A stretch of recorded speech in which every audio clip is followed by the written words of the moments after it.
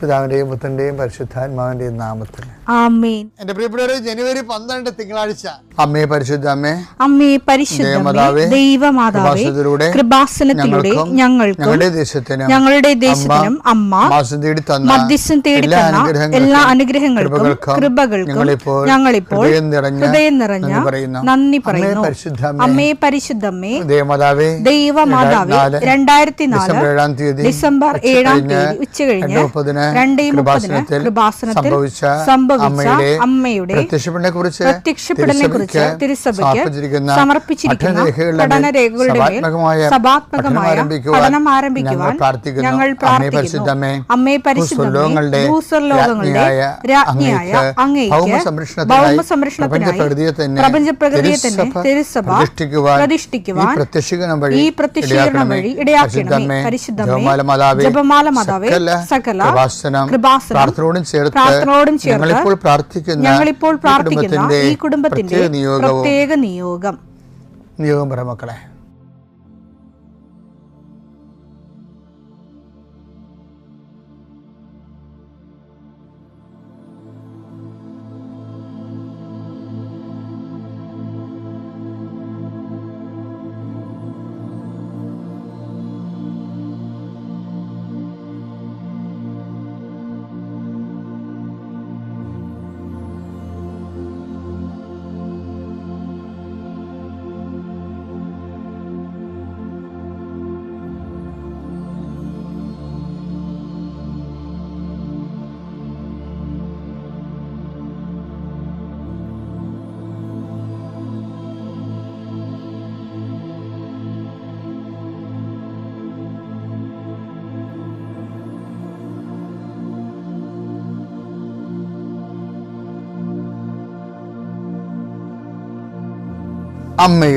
അമ്മയുടെ പ്രത്യക്ഷീകരണത്തിന്റെ ഈ അനുഗ്രഹവേളയിൽ ഞങ്ങൾക്ക് സാധിച്ചു തരുവാൻ കനിയണമേ.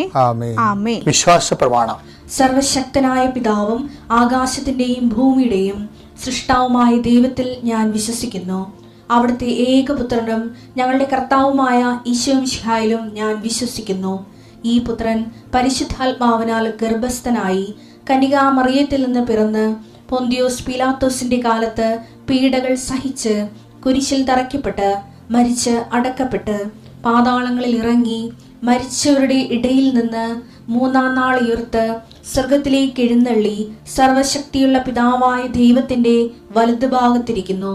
അവിടെ നിന്ന് ജീവിക്കുന്നവരെയും മരിച്ചവരെയും വിധിക്കുവാൻ വരുമെന്നും ഞാൻ വിശ്വസിക്കുന്നു.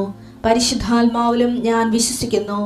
വിശുദ്ധ കത്തോലിക്കാ സഭയിലും പുണ്യവാന്മാരുടെ ഐക്യത്തിലും പാപങ്ങളുടെ മോചനത്തിലും ശരീരത്തിന്റെ ഉയർപ്പിലും നിത്യമായ ജീവിതത്തിലും ഞാൻ വിശ്വസിക്കുന്നു. ആമേൻ. സുഖസ്ഥനായ ഞങ്ങളുടെ പിതാവേ, അങ്ങയുടെ നാമം പൂജിതമാകണമേ. അങ്ങയുടെ രാജ്യം വരണമേ. അങ്ങയുടെ തിരുമനസ് സ്വർഗത്തിലെ പോലെ ഭൂമിയിലും ആകണമേ. അന്നു വേണ്ടുന്ന ആഹാരം ഇന്ന് ഞങ്ങൾക്ക് തരണമേ. ഞങ്ങളോട് തെറ്റ് ചെയ്യുന്നവരോട് ഞങ്ങൾ ക്ഷമിക്കുന്നത് പോലെ ഞങ്ങളുടെ തെറ്റുകൾ ഞങ്ങളോടും ക്ഷമിക്കണമേ. ഞങ്ങളെ പ്രലോഭനത്തിൽ ഉൾപ്പെടുത്തരുതേ, തിന്മയിൽ ഞങ്ങൾ രക്ഷിക്കണമേ. ആമേൻ. നന്മ നിറഞ്ഞ മറിയമേ, സ്വസ്തി. കർത്താവ് അങ്ങയുടെ കൂടെ സ്ത്രീകളിൽ അങ്ങ് അനുഗ്രഹിക്കപ്പെട്ടവളാകുന്നു. അങ്ങയുടെ ഉദരത്തിൻ ഫലമായി ഈശോ അനുഗ്രഹിക്കപ്പെട്ടവനാകുന്നു. പരിശുദ്ധ മറിയമേ, തമ്പുരാന്റെ അമ്മേ, പാപികളായ ഞങ്ങൾക്ക് വേണ്ടി ഇപ്പോഴും ഞങ്ങളുടെ മരണസമയത്തും തമ്പുരാനോട് അപേക്ഷിക്കണമേ. ആമേൻ. കർത്താവേ, നിന്റെ ഉന്നതമായ നാമത്തിന് സ്വസ്ഥം ചെയ്യുന്നു. കർത്താവേ, നിന്റെ വിശുദ്ധ പൗരോഹിത്യത്തെ മഹത്വപ്പെടുത്തണമേ. 40 വർഷം അടിയൻ അങ്ങയുടെ തിരുസന്നിധിയിൽ അർപ്പിച്ച കൃപാന്റെ യുഗതിയാൽ കൃപാസ്ഥാനത്താരെ ജീവനോടെ പ്രത്യക്ഷപ്പെട്ട അമ്മയുടെ പരിശുദ്ധ അമ്മയുടെ മാധ്യസ്ഥത്തിൽ നടന്ന 10,000-കണക്കിന് ആരാധന ശക്തിയാൽ വർഷാവർഷം ഞങ്ങൾ നടത്തിയ ലക്ഷോപലക്ഷം മനുഷ്യർ പങ്കിട്ട് പ്രാർത്ഥിച്ച ജപമാല ശക്തിയുടെ അടിസ്ഥാനത്തിൽ അങ്ങയുടെ മക്കളുടെ കണ്ണുനീര് ഏറ്റെടുക്കണമേ. ഇന്നത്തെ ദിവസത്തിന് മുഴുവൻ വേദനകളെ, മുഴുവൻ ഭാരങ്ങളെ ഏറ്റെടുക്കണമേ എന്ന് പ്രാർത്ഥിക്കുന്നു. രോഗികളെ അങ്ങ് സുഖപ്പെടുത്തണേ കർത്താവേ. സുഖം പ്രാപിക്കാൻ നീ ആഗ്രഹിക്കുന്നു എന്ന് ചോദിച്ച കർത്താവേ, അങ്ങയ്ക്ക് മനസ്സുണ്ട് എന്നെ സുഖമാക്കാൻ കഴിയുമെന്ന് പറഞ്ഞ കുഷ്ഠരോഗിയുടെ കൂടെ ഞങ്ങൾ പ്രാർത്ഥിക്കുന്നു. എനിക്ക് മനസ്സുണ്ട്, നീ സൗഖ്യമുള്ളവനാവുകയെന്ന് നീ കുഷ്ഠരോഗിയോട് പറഞ്ഞു. വെള്ളമിളകുമ്പോൾ എന്നെ വെള്ളത്തിലേക്ക് എനിക്ക് ആരുമില്ലെന്ന് ബെത്സയിദയിലെ രോഗി പ്രാർത്ഥിക്കുമ്പോൾ ഞാൻ നിനക്കുണ്ടെന്ന് നീ മറുപടി പറഞ്ഞു. ഞങ്ങളുടെ രോഗങ്ങളാണ് അവൻ ഏറ്റെടുത്തത്, പാപങ്ങൾക്ക് വേണ്ടി അവൻ പരിഹാരം ചെയ്തു എന്നുള്ള ചെയ്ത കർത്താവേ, നിന്റെ പേരാണ് ഞങ്ങളുടെ രക്ഷകൻ എന്നുള്ളത്. നിന്റെ രക്ഷയുടെ വലതുകരം ഈ പ്രാർത്ഥന കൂടുന്ന കുടുംബങ്ങളെ മേൽ വെക്കണമേ എന്ന് പ്രാർത്ഥിക്കുന്നു.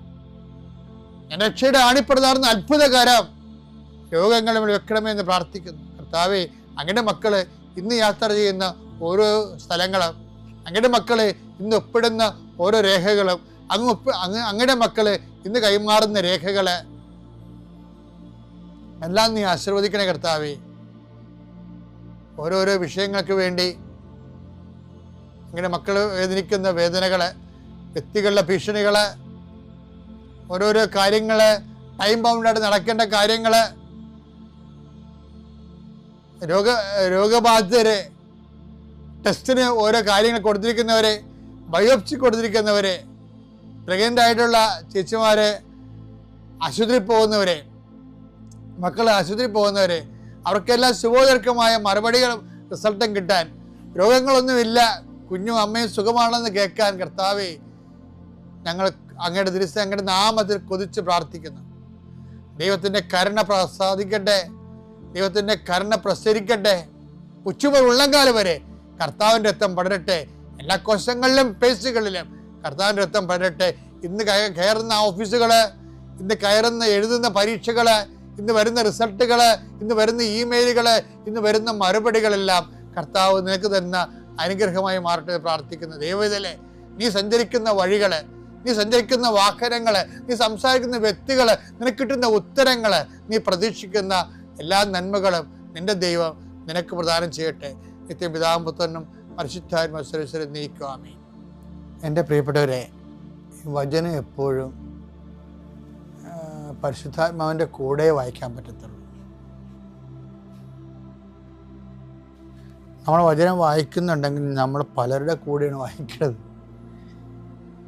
ഒരാളിൻ്റെ കൂടെ മാത്രമേ നമുക്ക് വചനം വായിക്കാൻ പറ്റത്തുള്ളൂ. അത് എഴുതിയ ആളിൻ്റെ കൂടെ മാത്രമേ വായിക്കാൻ പറ്റത്തുള്ളൂ. കാര്യം എഴുതിയ ആൾ ആ വായിച്ചുകൊണ്ടിരിക്കുന്ന സമയത്ത് തന്നെ ആ ഓൺ ടൈമിൽ ഓൺലൈനിലാണ് നമ്മൾക്കത് തർജ്ജമ ചെയ്തു തരുന്നത്. എന്താണ് അത് എഴുതുമ്പോൾ ദൈവം ഉദ്ദേശിക്കണമെന്ന് പരിശുദ്ധാത്മാവ് പറയും. അപ്പം നമ്മൾ കുറേ നാളിങ്ങനെ ദൈവത്തിൻ്റെ വചനങ്ങൾ കേൾക്കാൻ കൊതിച്ചും ആഗ്രഹിച്ചും ദൈവത്തെ സ്നേഹിച്ചും അത് ദൈവത്തിൻ്റെ മഹത്വത്തിന് വേണ്ടി നടപ്പിൽ വരുത്താൻ ഉദ്യമിച്ചൊക്കെ നോക്കുമ്പോൾ നമ്മുടെ ഒരു സത്യസന്ധത ദൈവത്തിന് പിടികിട്ടും. അങ്ങനെ ഒരു സത്യസന്ധത പിടികിട്ടിക്കഴിഞ്ഞാൽ ആണ് നമുക്ക് പരിശുദ്ധാത്മാവിൻ്റെ സഹായത്തിൽ വായിക്കാൻ പറ്റുന്നത്. ഇപ്പം നമുക്ക് ഇപ്പം ഈ മെൻ്റലി ചാലഞ്ച്ഡ്, ഫിസിക്കലി ഹാൻഡിക്യാപ്ഡ് ആയിട്ടുള്ള കുട്ടികളില്ലേ, അവർക്കൊരു സ്ക്രൈബ് ഉണ്ടാവും, ഗവൺമെൻറ് അനുവദിച്ചു കൊടുക്കുന്നതാണ്.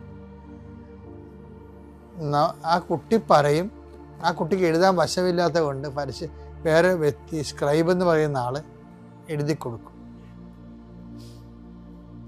ഇതുപോലെ നമുക്ക് വചന വായനയിൽ നമുക്ക് റീഡർ ഉണ്ടാകണം നല്ലതാണ്.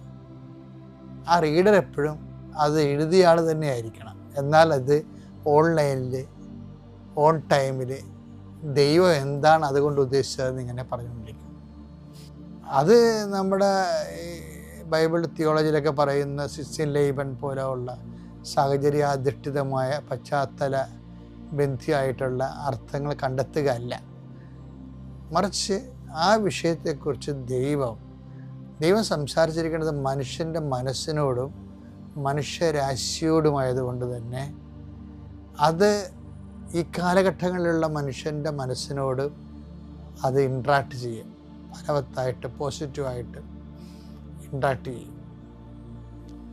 അപ്പോൾ ഇൻട്രാക്ട് ചെയ്യണമെങ്കിൽ ശരിക്കും വായിക്കുന്ന വ്യക്തി അതൊക്കെ ഒരു പൊതുജ്ഞാനം വേണം ബൈബിളിനെ കുറിച്ചും.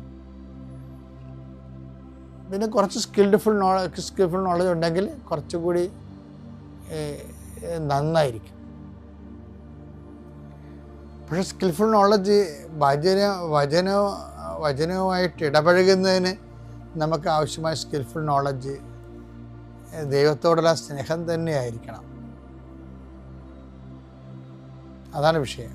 അല്ലാതെ നല്ല ഡോക്ടർ തീസ് എഴുതുന്നതിന് വേണ്ടിയുള്ള ലക്ഷ്യമായി കഴിഞ്ഞാൽ അതൊന്നും ദൈവിക ലക്ഷ്യമായിരുന്നില്ല. അത് നമ്മൾ എവിടെ എന്തെങ്കിലും ഒരു കണ്ടുപിടിച്ചിട്ടുള്ള ലക്ഷ്യമല്ലേ അത് ഇന്നത്തെ ഒരു അക്കാഡമിക് പർപ്പസാണത്. ദൈവത്തിന് അങ്ങനെ അക്കാഡമിക് പർപ്പസൊന്നും ഇല്ലായിരുന്നു. മനുഷ്യൻ്റെ മനസ്സ് രക്ഷപ്പെടണം, ദൈവമായിട്ട് ജീവിക്കണം എന്നുള്ള ഒരു രക്ഷാകരമായ പർപ്പസാണ് ബൈബിളിനുള്ളത്. ആ രക്ഷാകര പർപ്പസ് ബൈബിൾ കൈകാര്യം ചെയ്യുന്ന എല്ലാവർക്കും ഉണ്ടായില്ല എന്നുണ്ടെങ്കിൽ ദൈവം പറഞ്ഞ അതിലായിരിക്കും പറയണത് അവരുടെ അക്കാഡമിക് പ്രൊഫിഷ്യൻസിയിൽ നിന്ന് വരുന്ന ഒരു ലോക ജ്ഞാനമായിരിക്കും വരണം. അതുകൊണ്ട് അത് ലോകജ്ഞാനം ഒരിക്കലും രക്ഷാകരമല്ല. അപ്പം അങ്ങനെ ഒരു വിഷയമുണ്ട്. ശരിയാണ്. ഞാൻ പറഞ്ഞു വരുന്നതിൻ്റെ കാരണം ഇപ്പം കഴിഞ്ഞ ദിവസങ്ങളിൽ ഇപ്പം ഐ ആം ദ ട്രൂത്ത് അങ്ങനെ വചനം ഇല്ല ബൈബിളിൽ. എത്രയോ പ്രാവശ്യം നമ്മൾ കേട്ടിരിക്കണതാണ് ഐ ആം ദ ട്രൂത്ത് എന്ന്. യോഹന്നാൻ 14:6 യേശു പറഞ്ഞു വഴിയും സത്യവും ജീവനും ഞാനാണ്. വഴിയും സത്യവും ജീവനും ഞാനാണ്. അതിൽ ഒരെണ്ണം കർത്താവ് എന്നടുത്ത് എടുത്തു പറഞ്ഞത് സത്യം, ഞാൻ സത്യമാകുന്നു എന്നുള്ളതാണ്. എന്നിട്ട് ഉടനെ പറഞ്ഞു സത്യമായതുകൊണ്ട് തന്നെ എന്നിൽ കള്ളമില്ലെന്ന്. അപ്പം ഞാനത് എൻ്റെ നോട്ട്ബുക്ക് എഴുതി വെച്ചു, എന്നിൽ കള്ളമില്ല എന്ന്. അങ്ങനെ വചനം ബൈബിളിലില്ല. അതിന് പകരം കിടക്കുന്ന വചനം പാരലൽ വഴിയുടെ അതിനേക്കാൾ വലിയ വചനങ്ങൾ എന്നിൽ പാപമില്ലെന്നുള്ളതാണ്. 1 യോഹന്നാൻ 3:5 പാപങ്ങൾ ഏറ്റെടുക്കാൻ വേണ്ടിയാണ് അവൻ പ്രത്യക്ഷനായത് എന്ന് നിങ്ങൾ അറിയുന്നു. അവനിൽ പാപമില്ല. അവന് പാപമില്ല. അതാണ് വിഷയം. അവന് കള്ളമില്ല എന്ന് പറയുന്നതിനേക്കാളും ഷാർപ്പാണ് അവന് പാപമില്ലെന്ന് പറയുന്നത്. അപ്പം ഞാൻ സത്യമാണ്, എന്നിൽ അസത്യമില്ല എന്നതിൻ്റെ അർത്ഥം മനസ്സിലായില്ലേ? സിമ്പിളാ.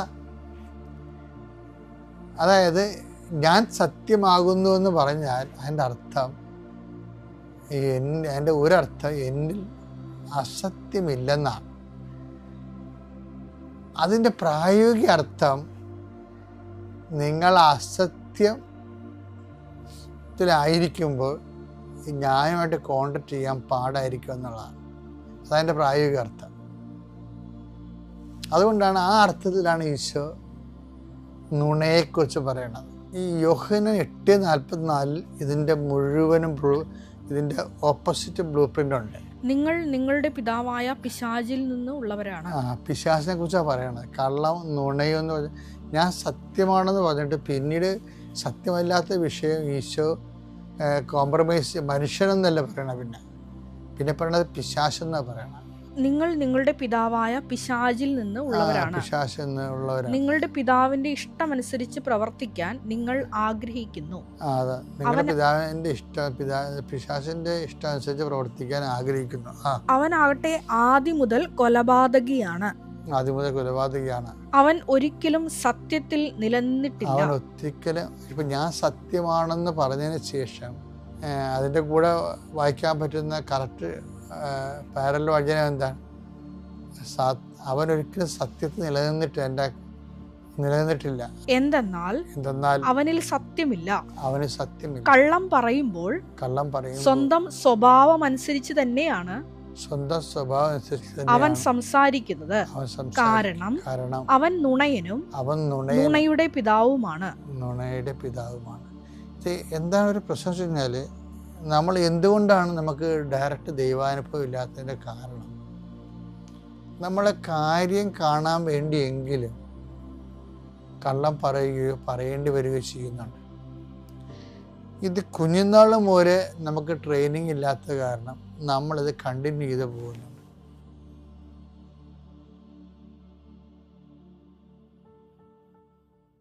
അത്യപൂർവ ദൈവാനുഭവങ്ങൾ ഇനി നിങ്ങൾക്കും സ്വന്തം. ഈ യൂട്യൂബ് ചാനൽ ഇതുവരെ സബ്സ്ക്രൈബ് ചെയ്തിട്ടില്ലെങ്കിൽ ഇപ്പോൾ തന്നെ സബ്സ്ക്രൈബ് ചെയ്യുക. ഈ വീഡിയോ ഇപ്പോൾ തന്നെ നിങ്ങളുടെ സുഹൃത്തുക്കൾക്ക് ഷെയർ ചെയ്തുകൊണ്ട് കർത്താവിന്റെ പ്രേക്ഷിതരാകുക.